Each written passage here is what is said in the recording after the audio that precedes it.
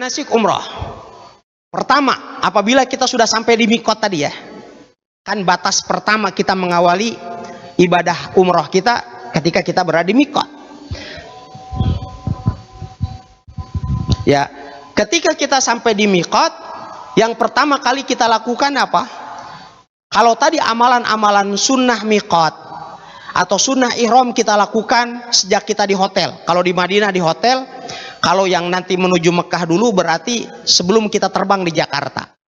Ya, maka itu yang pertama dilakukan, yang sunnah-sunnah dilakukan sebelum kita terbang atau sebelum kita berangkat dari Madinah menuju Mekah.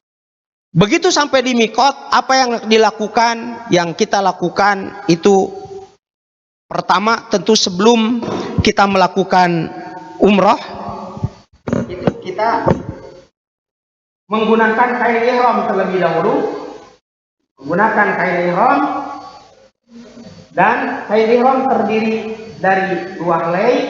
Ya, yang satu dinamakan dengan izar yang disarungkan. Ya, ini yang perlu diperhatikan penggunaannya. Ya, kedua ujungnya disatukan karena ini terbuka. Kalau terlepas bisa bahaya. Ya, karena kita tentu tidak menggunakan pakaian apapun ketika ihram. Ya, termasuk diantaranya, mohon maaf, pakaian dalam. Ya, karena sebagian orang dia pikir kalau pakaian dalam masih pakai. Itu enggak. Ya, maka bagaimana agar supaya aman? Ya, pertama ujungnya satukan, kemudian kita tekuk di sini. Ya, setelah itu yang ini yang kita bagi dua, ambil di sini, bagi dua, sehingga yang ujung ini kita satu, ini kan sampai di sini, lipat seperti ini. Ya, baru kemudian dilipat. Ini simple dan aman insya Allah. Mau lompat-lompat ya seperti apapun, bismillah ta'ala, ini tidak apa namanya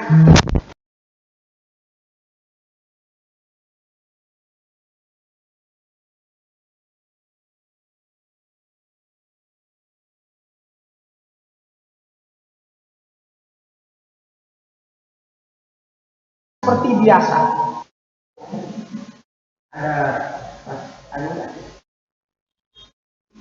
Enggak.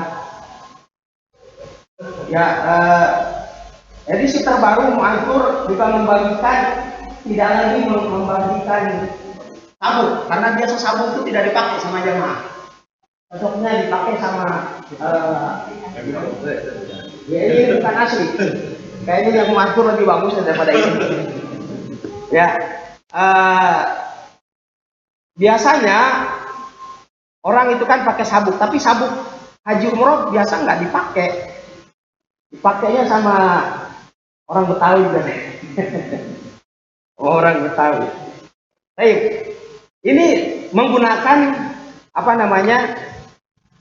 Jadi untuk menguatkan sarung tadi, nanti kita rekomendasikan bapak-bapak menggunakan ini tas begini. Nanti akan dibagi sama muatur, ada logo muaturnya bagus, insya Allah. Ya, jadi ini akan terkuatkan. Kalau sabuk, permasalahannya saat ini kita bawa HP rata-rata. Ya, di mana kita mau meletakkan HP kadang nggak cukup satu gitu kan, dan kebutuhan-kebutuhan yang lain. Nah, kemudian melorot, kayak ukuran perut antum ini. Ikatkan di belakang, kecil. Ya, tapi alat kulihal, ya, alat kulihal menggunakan ini, kemudian si kain ini nanti ditutup seperti biasa. Ya.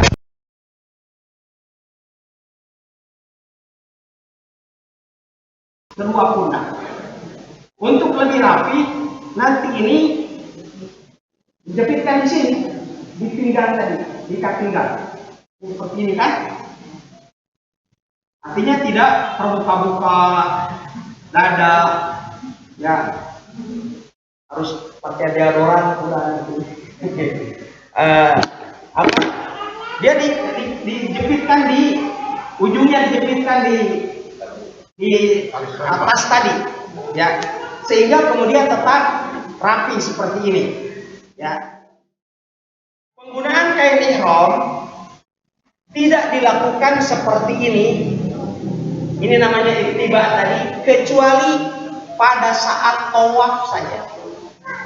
Sebelum dan setelah tawaf semuanya tertutup. Kecuali di saat kita hendak tawaf, baru kita menggunakan ya kain ihram ya di sebelum dan setelah tawaf seperti ini, tertutup kedua pundak. Baru ketika kita hendak tawaf kita buka. Selesai tawaf tutup lagi. Jamaah haji kita atau umroh kita dari mulai awal sampai akhir begini terus. Makanya kalau haji orang gosong gitu, yang sebelah sininya. Kenapa? Karena dia keliru menggunakan kain ihram. Ya. Padahal dia tidak disunahkan kecuali pada saat hendak tawaf saja. Kemudian begitu tadi sampai di titik miqat, ya batas miqat, kita mengucapkan apa? Labbaika umratan. Aku penuhi panggilanmu ya Allah untuk melaksanakan umrah. Baru kemudian setelah itu memperbanyak talbiyah. Labbaik Allahumma labbaik, labbaik la syarika laka labbaik, innal hamda wan ni'mata laka wal mulk la syarika lak. Terus kita perbanyak. Nabi SAW beliau bersabda, afdolul hajj al-ajju was-sajj. Baik-baik haji itu adalah yang paling banyak talbiyahnya, yang paling keras talbiyahnya, dan yang menumpahkan darah. Ini kalau berkenaan dengan haji. Kalau umroh berarti ya di antara umroh yang afdol adalah yang paling keras bacaan talbiyahnya dan paling banyak. Ini bagi laki-laki.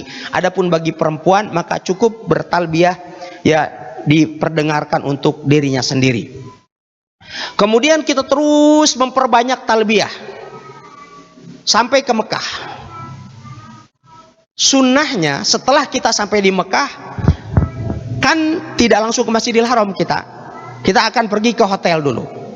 Kemudian sampai di Mekah, afdolnya itu antum mandi, ya.